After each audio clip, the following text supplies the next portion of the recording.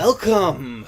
Hello. This is session 2, attempt 2, because we've already recorded a whole bunch of episodes, and then I went to edit it and found we had no sound. Oh, yes. Just the joys of learning how to do this. Yeah, I don't know if the recording was just pulling from the wrong microphone or if it was just lost somewhere, but yeah, so... Yeah, that sucks. Yeah. Especially since you're in school now, so we've got a little bit more pressure on our time, and we're not where we wanted to be. Yeah. We were close to where we wanted to be before we found we had no audio. Right. Yeah, it was like, all right, we got some stuff, coming down the pike, and it's going to come out as we, hopefully as we want it to, but yeah, we had shit happens. We had recordings through November. Now we're missing a week in October and all of November. Yeah. So. Oh well. I mean, it's a thing that happens, and we're coming back from it. Yeah. We'll recover. I have no worries. So, take 2. Yes, and the good thing about this being take 2 is we're actually recording this the day after the first episode went up. Oh, yeah. Exciting. It is. We've got people listening and watching already. I'm very excited about that. Yeah, that's amazing. I'm super stoked. We have people subscribing on various channels. We're on Spotify right now, which is a big thing that I wanted. We're on Google Podcasts. And in 1 to 49 hours, we should be on Apple Podcasts. Somewhere in that range of hours. We're also on a few other places. If you're watching this on YouTube, it'll be in the description where you can find us. If you're not on YouTube, then you know where to find us because you found us. Yeah, no explanation needed. So we're going to be talking about the ruins of Berez today. Yep. And that is from Curse of Strahd. Yes, indeed. I got to do this, but you didn't get to do this. When correct. One more quick thing before we get into it, though. So remember, this was going to be... Originally, this week was going to be the part 2 of Yesterhill, but Yesterhill ended up being one episode. So that's where we're fitting this in. There's still a couple of mentions about this week being week 2 of Yesterhill. Oh, okay. Both in last week's episode and next week's episode, which is our Halloween episode. I just finished editing that the other night. I really enjoyed that episode. I think that's going to be a good one. Awesome. I had to cut out almost 20 minutes of stuff, though. It was a really long episode. We got really tangenty. Hey, you know what? You gotta have fun. Okay, so yes, Berez. I've got to play in it. You've got to run it. Yeah. I have not run it. You have not played it. Although I don't think you've played any of Curse of Strahd. No. Nope. My only experience has been as a first-time DM. So yeah. There you go. So why do people go to Berez? Right. So, as one of the sort of I guess plot points of the adventure is that people really love their wine. Yes. In Barovia. It's like one of the only things people get some enjoyment out of. Well, I mean, there's also the pastries, but we'll go over the pastries when we talk about Barovia, the village of. Yeah. So, yeah, not a lot of options to, I guess, escape from the terribleness that is the domain of Strahd. So, the reason that a party would adventure to Berez is that they know that one of the gems from the winery has been And stolen. the winery has several magical gems that help their grapes grow. Yes. Yes, these magical gems create. There were originally 3. Yes. One was lost a long time ago. That may or may not be discovered at some point in the adventure. And then the other 2 had been taken More recently. much more recently. One of which, the Mardukov family, who runs the Winery. and the vineyard, they know that some scarecrows took off with one of the gems. Yes. And The scarecrows are... Their home base is Berez. right. So, in our adventure, the group had met up with Esmeralda. Yes. And she is Von Richten's, I guess, former apprentice is... Right, they had some kind of falling out. She's also a Vistani. She is. However, she's a bit of an outcast, it seems like. Yes, because she's a good Vistani. Mm-hmm. And I know we've talked about this. I don't remember if it was in an episode that wasn't corrupted, about the problem with Vistani. That's because they're very much coded as Romani. Mm-hmm. And at least with people that we tend to play with, they pick up on that coding and decide that the Vistani must be good guys. Mm. And they're not. Right. Right. They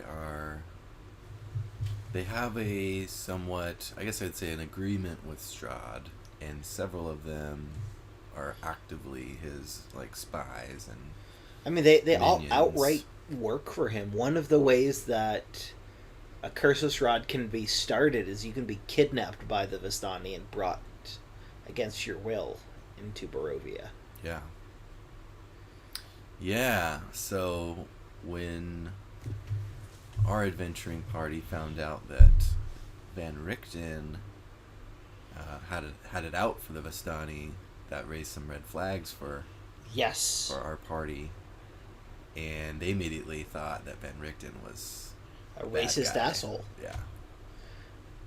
And that, as we've discussed previously, because I'm remembering now, it is in one of the episodes that was lost.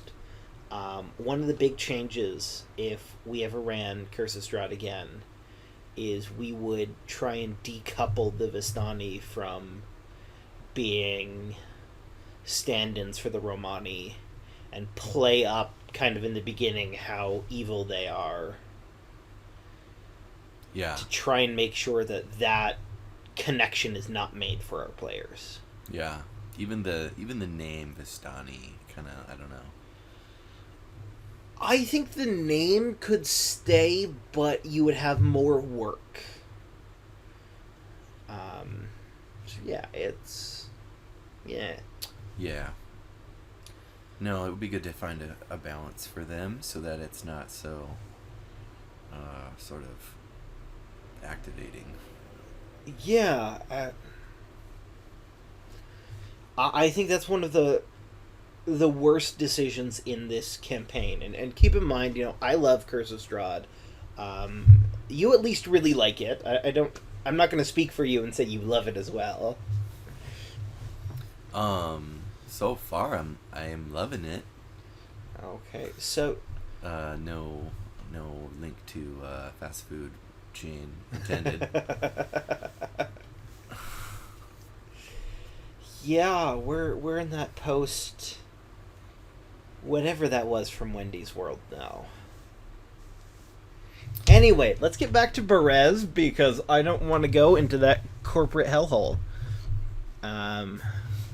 Yeah. So they go here because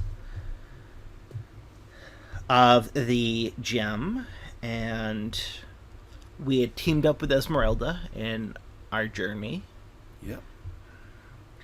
and we found out there was a hag in Berez.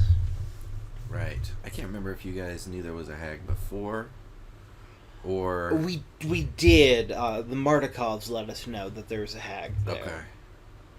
And then we did some scouting and met with a sketchy woman. Yes. Across the river from the village, Yeah. you were signaled by a woman, and you guys were very suspicious of her. Rightfully so. You're in a strange world. In a I mean, strange village. we're suspicious of everyone Yeah, exactly. except the Vistani. Right. They seem cool.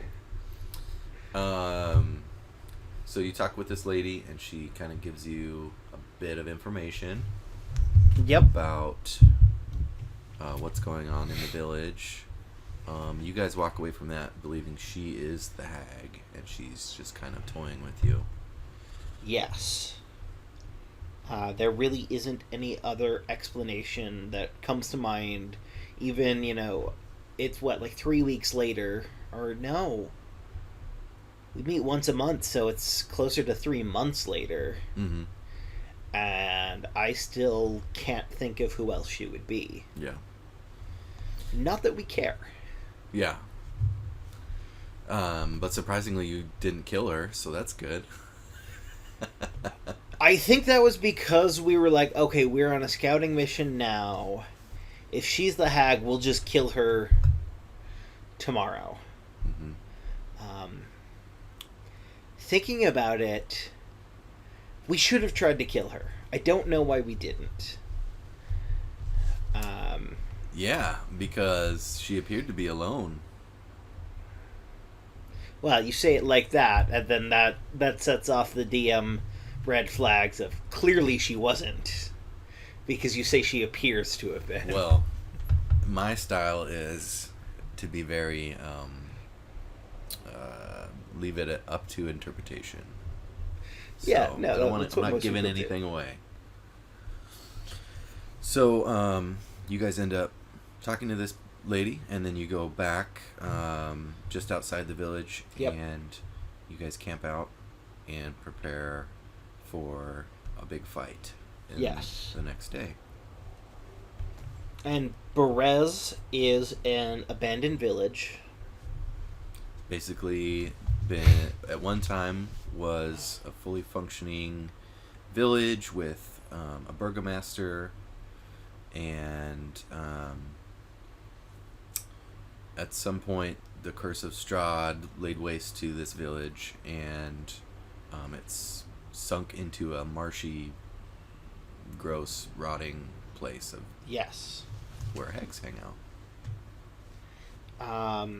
And the map for Berez has the same problem as the map for Yester Hill, only worse, because I'm looking at it and it says 1 square equals 100 feet. Yeah, so the scaling of that is even bigger. Because Yester Hill is 50 feet, right? Yeah. And it... I think this map would be great if there was also a tactical map that focused on the part of the town that the battle's going to happen in. Yeah. Yep, I agree. It's good to have like the zoomed out lay of the land, Yep. so that you can visualize kind of how you want to go into the village and what you want to encounter. Yes. Which you guys had. I've just kind of, in terms of maps, I have a bunch of the maps printed out. You printed them out in large Format, mostly, especially for the ones that are normal scale. Yeah. 1 square, 5 feet scale. So I showed you guys this map, and then from that I tried to kind of like improvise a more tactical map. But what I tried didn't really work, because the scale was just too big in terms of how you guys decided to approach? The scale's really big, and we did a plan that, in hindsight, was really dumb. Yeah, split the party up by hundreds of feet. Split the party up by thousands of feet. Yeah. We split the party in two. One of the groups, the one that I was in, got attacked, and you did the math, and you're like, okay, in 13 rounds, the other party can join. Yeah. And I think we made it through 3 rounds, and it was like an hour and a half, 2 hours later.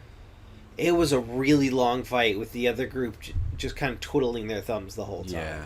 So, as a first-time DM, I can get caught up in like whatever's happening right in front of me. But as time wore on, it became clear like this isn't fun for the people who are in the other part of the party, and just have to wait until their characters could arrive at the battle. So we decided to sort of hand wave a bunch of rounds and just say that they made it. So,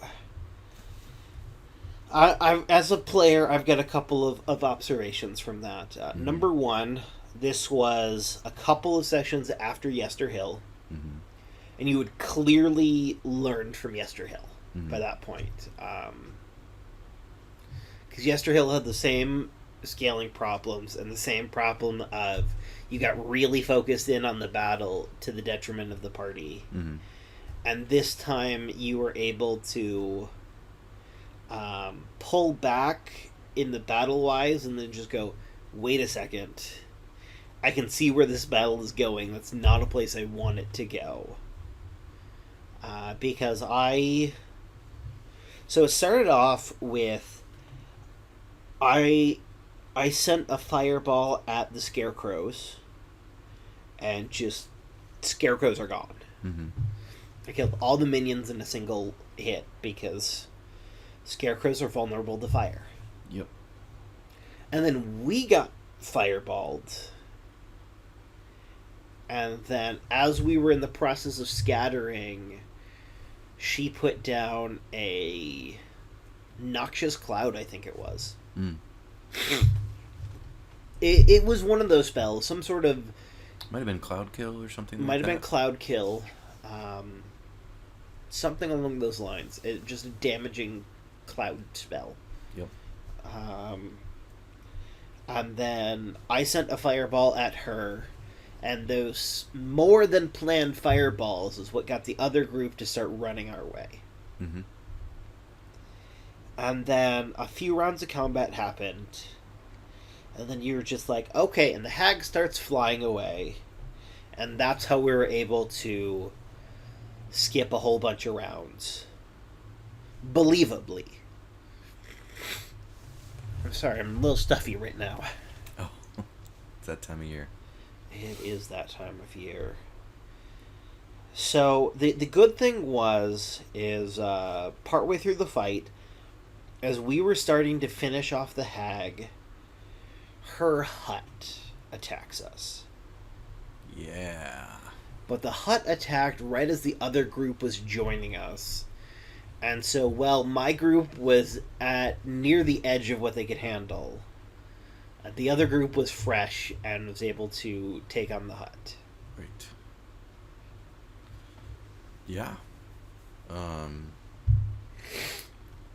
It seemed to work, even though I felt super unsure in the moment how it was going to play out, because I was basically winging it. Yeah. It ended up working out. It ended up working out really well.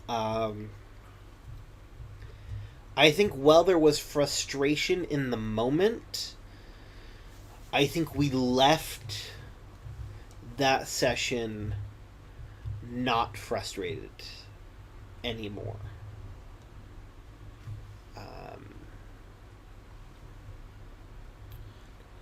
When we went to loot the hut, there was that wooden chest that I think we found the glyph and did something to avoid anyone dying from the glyph. Right. I think maybe one person got hit, but it wasn't. I don't kill remember. anybody. And then I opened the lid, and four crawling claws came out. Yeah, which are just kind of like They're like bugs that you stomp on. Real fast. we finished that really fast, and there's a whole bunch of loot in the chest. Yeah. Fun thing, my character learned from the crawling claws, and when a light brought us to a tower with a chest in the very back, my character was just like, no. Yeah, your character didn't want to go. No, he didn't at all, and they were just like, it's not a will-o-wisp. I don't remember which person said that, and I was just like, yes, it is. But he described it as a lantern, not a torch. And Nick, what was it? It was a torch. It was a will-o-wisp. Yeah. Well, I mean, the book described it as a torch, and I thought that's what I said. So, oh well. Whichever one you said, it made the player internalize that as, oh, it can't be a will-o-wisp. Mm-hmm. Because it's the wrong thing. Right.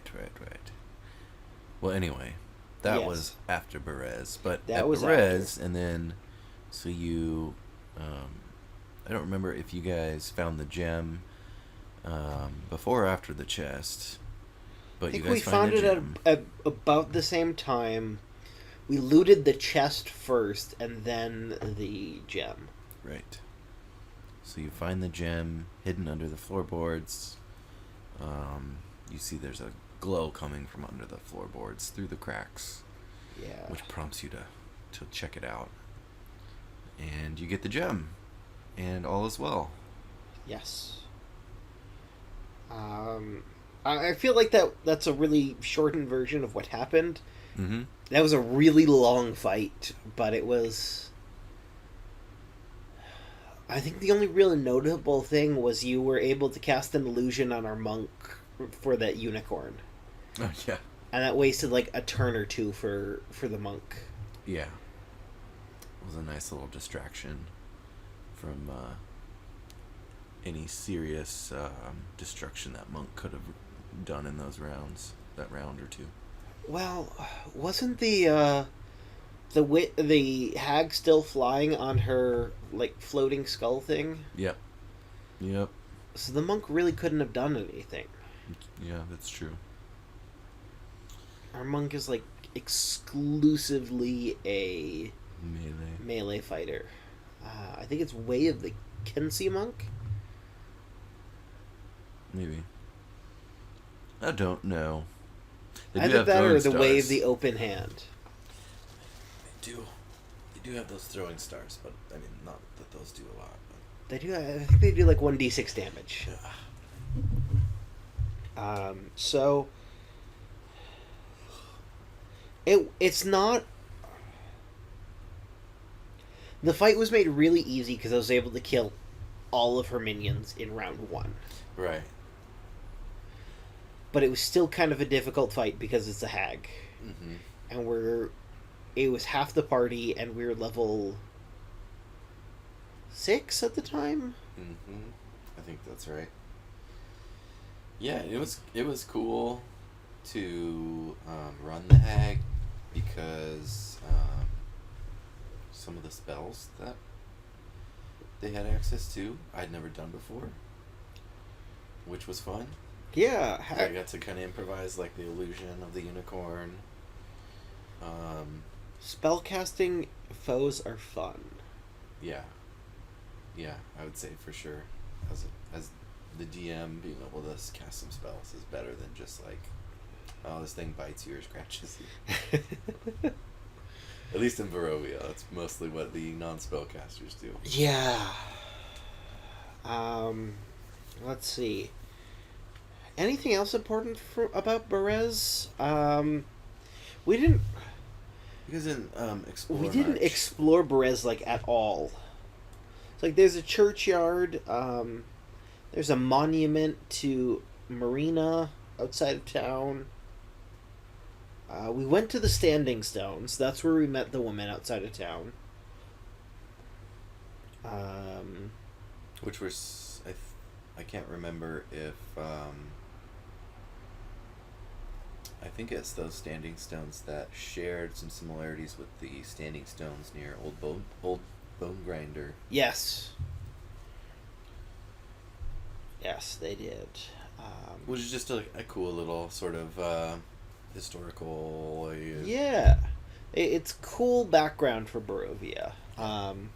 The Hag has a lot of awesome background that we don't know because there's no way for that to be expressed to the players. Right. We're going to run into that problem again when we go to the Abbey, which it sounds like we're doing next session. Although I'm pushing really, really hard to go to the Ember Temple because I have both in-game and out-of-game reasons for that. I mean, number one, the Ember Temple is just going to be fun. I've got a really good in-game reason to believe that our card reading does want us to go there. I have out-of-game knowledge to know that 2 of the 4 things we need to get are in the temple. Yeah. Yep. So, without stepping out of character and saying to the rest of the group, guys, 2 of the things we need to get are in this temple. Trust me on this. I'm trying very hard to convince the other players that we need to go to the temple. Right. Well, and I don't think they even know that maybe some of them do, that there is a temple. I mean, I don't think they know, like, the Ember Temple is a thing. They know there's something. There's somewhere up in those mountains. Yeah. That probably has some interest to you guys. I think they're decidedly uncurious, though. And that's something that I've found with a lot of parties. A lot of groups of players. They don't... If things are not in their direct path, they're really hesitant to go do anything about it. Yeah. Well, I may try to work some more sort of hooks in to sort of lay out some reasons for them to feel more interested in going up there. Because as far as they know, it's just a place that doesn't have a ton of significance other than there might be something useful there. Actually, I think I have an idea of how to do that. So, we're going to talk about this again when we talk about the Death House. But our monk actually died in the Death House. Mm-hmm. And you haven't confirmed this to me, but I'm pretty sure this is right. I think she was resurrected by the Dark Powers, correct? Yep. Okay, those Dark Powers are in the Ember Temple. Like that is the what the temple is to. It is the temple to the Dark Powers. Our warlock's patron has talked to him and been like, "Hey, keep an eye on your monk. Maybe he needs to get another visit from the patron to be like, hey, this thing in the temple that your bard keeps talking about, this thing in the mountains that your bard keeps talking about, that'd be a good idea to check out." As you were saying that, I also got some other ideas. You got some other ideas. So you're getting the juices flowing. I like that. Yeah, it should be fun. You guys just gotta, get some warm weather or cold weather clothes.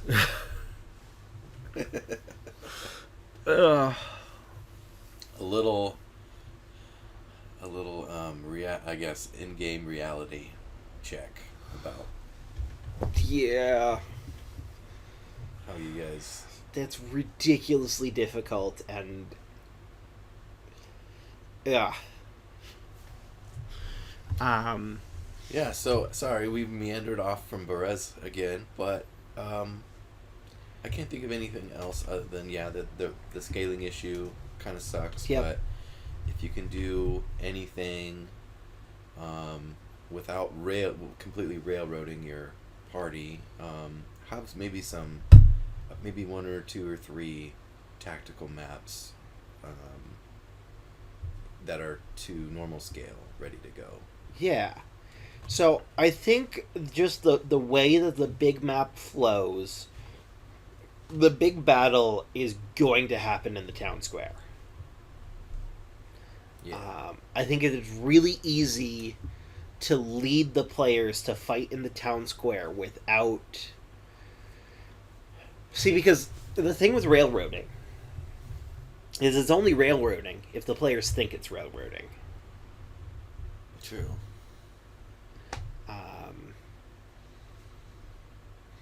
So just. Compel.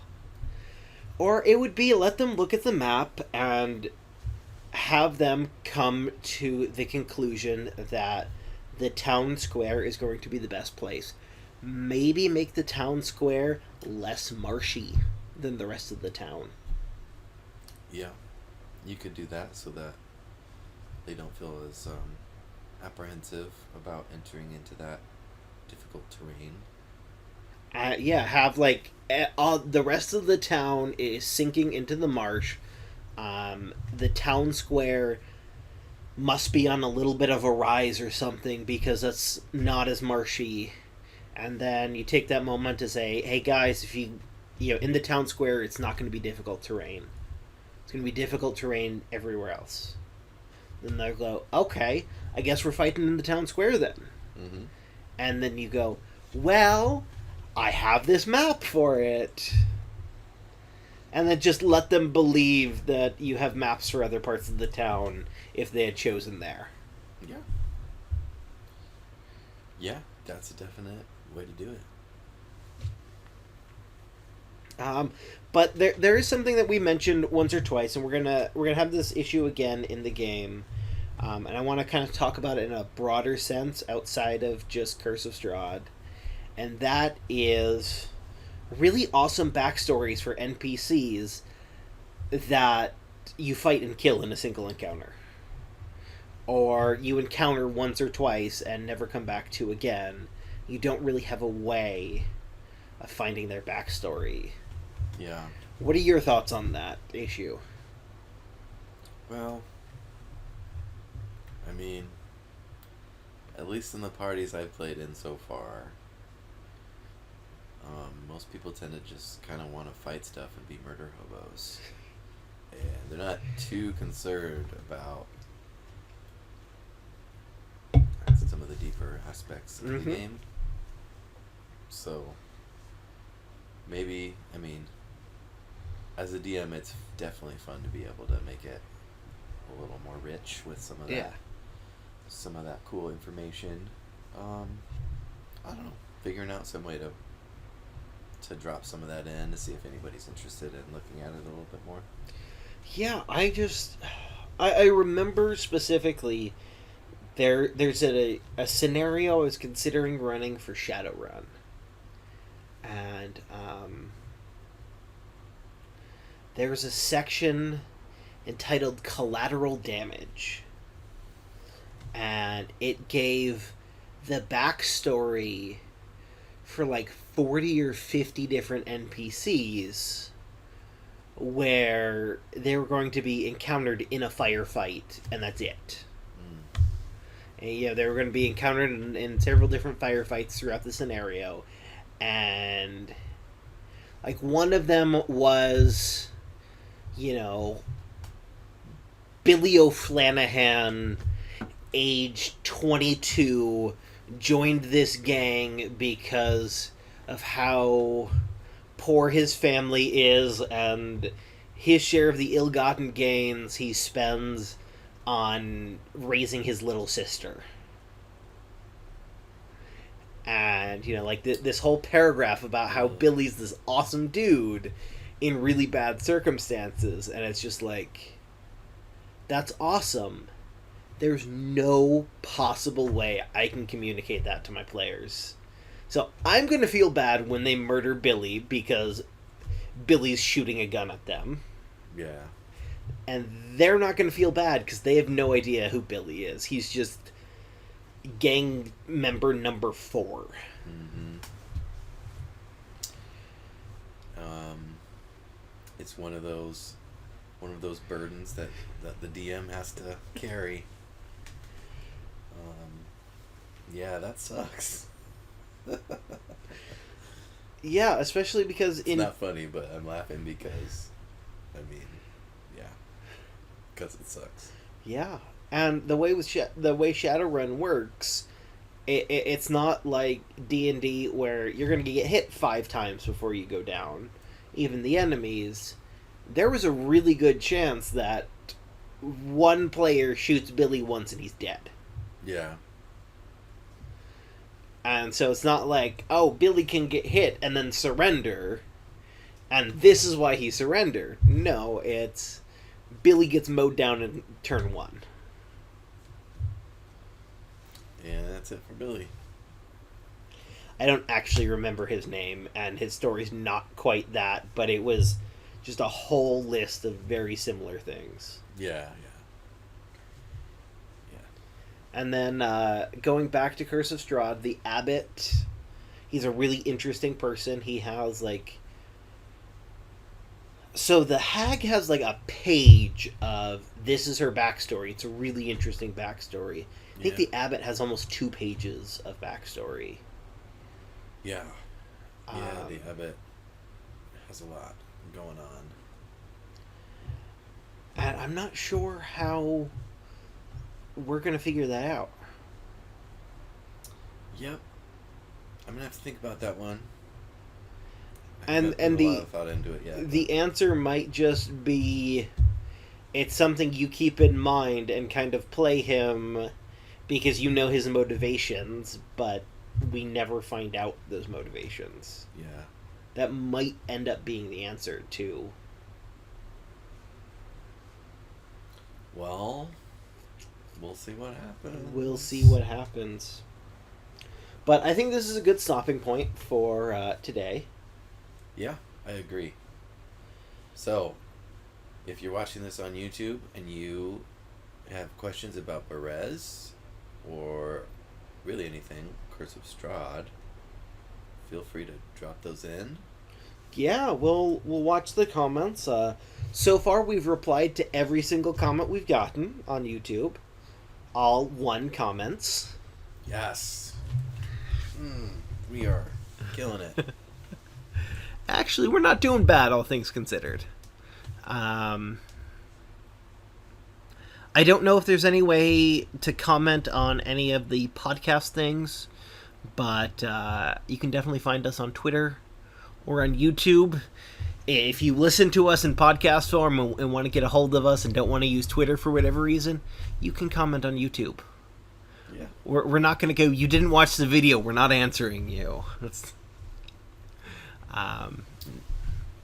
Yes. So yeah, reach out to us. We'd be more than happy to talk about it. We really enjoy Curse of Strahd. It is my favorite 5th edition campaign that I've gone through. There's a couple that might be able to topple Curse of Strahd in the future, but I haven't done them yet. Yeah. I think it's the only one that I've gone through at least a decent chunk of. Yeah, we're in another game where we're going through Dungeon of the Mad Mage. I don't know if that's ever going to be my favorite. It's a mega dungeon. Mega dungeons are cool, but it's a mega dungeon.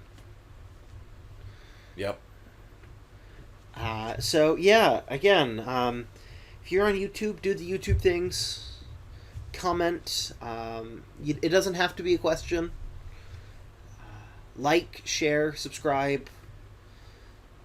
If you're listening on podcasts, wonderful. Thank you. we have a Patreon. Feel free to go over there if you think that's something, if you think what you get from this is worth the disposable income that you have, or at least some of the disposable income that you have, great. Because we don't want you to spend money you don't have to spend. I disagree completely.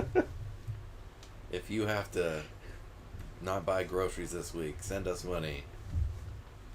He is obviously joking. I don't want anyone to think that he's serious about that. That's your opinion. And we're also on Twitter. Make sure to follow us there. We'll be happy to talk with you there. Yep. And we will see you next week for our Halloween episode. Spooky Halloween.